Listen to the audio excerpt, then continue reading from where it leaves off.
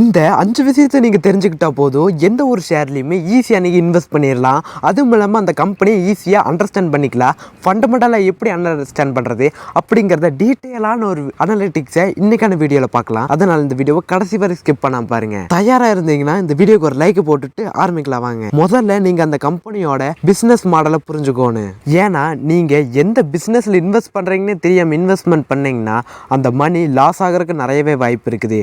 இப்போ உங்களுக்கு ஒரு எக்ஸாம்பிளே சொல்கிறேன். ஐடிசியிலே இன்வெஸ்ட் பண்ணுறீங்கன்னு வச்சுக்கலாம். ஐடிசி எந்த மாதிரி ஒரு கம்பெனி, அது எந்த மாதிரி பிஸ்னஸ் ஸ்ட்ராட்டஜியை ஃபாலோ பண்ணுது, எந்த மாதிரி ப்ராடக்டை சர்வீஸை ப்ரொவைட் பண்ணிட்டு இருக்கிறாங்கன்னு அதோட வெப்சைட்டுக்கே நீங்கள் போய் பார்க்கலாம். நீங்கள் அந்த வெப்சைட்டுக்குள்ளே போய் பார்த்தீங்கன்னா அது என்ன பிஸ்னஸ் மாடலுங்கிறத நீங்கள் ஈஸியாக புரிஞ்சுக்கலாம். அதுபோக அதோட மேனேஜ்மெண்ட் எப்படி இருக்குது, ப்ராஃபிட் எப்படி இருக்குது, லாஸ் எப்படி இருக்குது, பாஸ்ட் குவார்ட்டர்லி இயர்னிங்ஸ், இந்த மாதிரி எல்லாத்தையுமே நீங்கள் அதோட வெப்சைட்லேயே பார்க்கலாம். அதனால் நீங்கள் எந்த ஒரு கம்பெனியுமே இன்வெஸ்ட் பண்ணுறதுக்கு முன்னாடி அந்த பிஸ்னஸ் மாடலை தெளிவாக புரிஞ்சுக்குங்க. ஐடிசியவே எக்ஸாம்பிள் எடுத்துக்கலாம். ஐடிசி என்னதான் பிஸ்னஸ் மாடலை வச்சிருந்தாலுமே அவங்க குறிப்பாக எதில் கான்சென்ட்ரேட் பண்ணிட்டு இருக்கிறாங்கன்னா எஃப்எம்சிஜியில் என்னென்ன பிராண்ட் வச்சிருக்கிறாங்கன்னு பார்க்கலாம். Aashirvaad, Sunfeast, Candyman, Bingo, Classmate, B Natural, Shower to Shower, Vivel, Hippo, Mangaldeep, Engage, the Master Chef, Savlon. அப்புறம் இது தவிர நிறைய ப்ராடக்ட் எஃப்எம்சிஜி செக்டாரில் மட்டும் வச்சுருக்கிறாங்க. அது போக agriculture sector, paper sector, IT sector, packaging, trading, இந்த மாதிரி பல செக்டாரில் ஐடிசி பர்ஃபார்மன்ஸ் பண்ணிட்டு வருது. அதனால் நீங்கள் அந்த பிஸ்னஸ் மாடலை புரிஞ்சுக்கிட்டாவே ஈஸியாக அந்த கம்பெனியோட ஃபண்டமெண்டலை புரிஞ்சுக்கலாம். இப்போ நீங்கள் இதில் தெளிவாக இருந்தீங்கன்னா வாங்க அடுத்த ஸ்டெப்புக்கு போகலாம். ரெண்டாவது, செக் த ஃபைனான்சியல் ஸ்டேட்மெண்ட். நீங்கள் அந்த கம்பெனியோட ஃபைனான்சியல் ஸ்டேட்மெண்ட்டை புரிஞ்சுக்கணும். அது எப்படின்னு பார்க்கலாம் வாங்க. ஒன்ஸ் உங்களுக்கு அந்த கம்பெனியோட பேசிக் பிஸ்னஸ் மாடல் என்னென்னு புரிஞ்சுக்கிடுச்சுன்னா அப்புறம் நீங்கள் ஃபைனான்சியல் ஸ்டேட்மெண்ட்டை ரெஃபர் பண்ண ஆரம்பிக்கணும். அந்த கம்பெனி எவ்வளோ ப்ராஃபிட் பண்ணியிருக்கிறாங்க, லாஸ் பண்ணியிருக்கிறாங்க, அதுவும் கம்பெனியோட balance sheet, cash flow statement, இப்படி கடந்த 5 வருஷம் இல்லை 3 வருஷத்துக்கான ஃபுல் ஃபைனான்சியல் ஸ்டேட்மெண்ட்டை கம்ப்ளீட்டாக ஸ்டடி பண்ணுங்கள். அது மூலிமா உங்களுக்கு அந்த கம்பெனியில் இன்னும் இன்வெஸ்ட் பண்ணலாமா அப்படிங்கிறது உங்களுக்கு ஈஸியாக புரிஞ்சிடும்.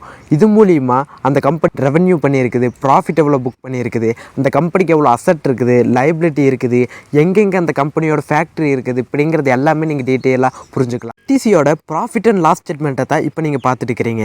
இது கிட்டத்தட்ட மார்ச் 2012 இருந்து இப்போ மார்ச் 2023க்கான மொத்தம் ப்ராஃபிட் அண்ட் லாஸ் ஸ்டேட்மெண்ட் இருக்குது. இதோட சேல்ஸ் நீங்களே பாருங்க, பயங்கரமாக இன்க்ரீஸ் ஆகிட்டு வந்திருக்குது. அதுபோக இவங்களோட expense, operating profit margin, other income, interest, depreciation, அதுபோக டேக்ஸ் எவ்வளோ பே பண்ணுறாங்க, நெட் ப்ராஃபிட் எவ்வளோ, ஏர்னிங் பெர் ஷேர் எவ்வளோங்கிறது ஈஸியாக நீங்கள் இந்த ப்ராஃபிட் அண்ட் லாஸ் ஸ்டேட்மெண்ட் பார்த்து நீங்கள் ஈஸியாக புரிஞ்சுக்கலாம். எந்த ஒரு கம்பெனி ப்ராஃபிட் நல்லா புக் பண்ணுறாங்களோ அவங்க கண்டிப்பாக ஃப்யூச்சர் நல்லா பர்ஃபார்மன்ஸ் பண்ணுவாங்க. ப்ராஃபிட்டை மட்டும் வச்சு நீங்கள் ஒரு கம்பெனியோட ஷேரில் இன்வெஸ்ட் பண்ணுறதுக்கு துணிஞ்சிடாதீங்க. அதுக்கப்புறம் நீங்கள் பேலன்ஸ் ஷீட்டையும் பார்க்கணும்.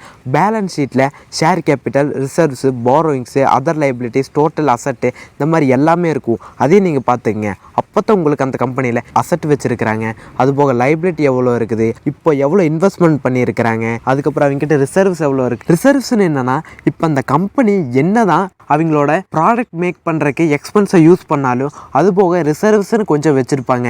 இப்போ ஃப்யூச்சர்லேயே அந்த கம்பெனி ஏதாவது ஒரு இடத்துல இடம் வாங்கணுன்னா இல்லை ஃபேக்ட்ரி எங்கேயாச்சும் கட்டோன்னா ரிசர்வ்ஸுங்கிறது மணியை வச்சுருப்பாங்க. அந்த ரிசர்வ் வந்து எப்போவுமே இன்க்ரீஸ் ஆகிட்டு இருக்குதான்னு பாருங்கள். ஏன்னா எந்த அளவுக்கு அந்த கம்பெனியோட ரிசர்வ்ஸ் அதிகமாக இருக்குதோ அந்த அளவுக்கு அந்த கம்பெனி எந்த ஒரு லைபிலிட்டியுமே ஈஸியாக கட்டிடும். அதுபோக இவங்களோட பாரோவிங்ஸ் கம்மியாக தாங்க இருக்கும். ஏன்னா இப்போ பாரோவிங்ஸ்னால் என்னென்னு பார்க்கலாம். நீங்கள் இப்போ ஒரு வீடு கட்டுறதுக்கு நீங்கள் யார்கிட்டயாச்சும் இருந்து கடன் வாங்குறீங்க. கடன் வாங்குறது தான் பாரோவிங்ஸ்ன்னு சொல்லுவோம். இப்படி இந்த கடன் வாங்கிட்டு நீங்கள் அவங்களுக்கு பே பண்ணணும். உங்கள்கிட்ட அந்த கடன் கம்மியாக இருந்தால் தான் உங்களுக்கு ஒரு நிம்மதியாக இருக்கும். அந்த மாதிரி தாங்க. ஆனால் இந்த கம்பெனியெல்லாம் கண்டிப்பாக கடன் வச்சுருப்பாங்க. ஏன்னா கடன் மூலிமா நிறையா மணி நாம் சேவ் பண்ணலாம். அந்த மாதிரி கம்பெனி எல்லாமே நிறைய கடன் வாங்கி வச்சுருப்பாங்க.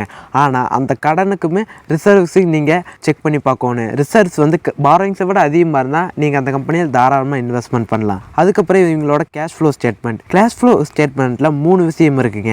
Cash from operating activity, cash from investing activity, cash from financing activity.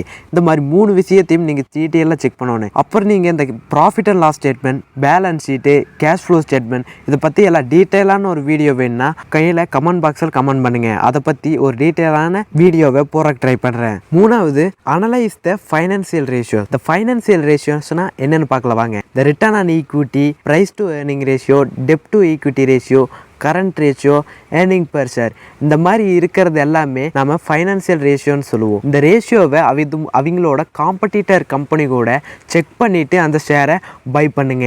ஏன்னா எந்த கம்பெனியோட பிஇ காம்படிட்டரை விட கம்மியாக இருக்குதோ அதை பை பண்ணுங்க.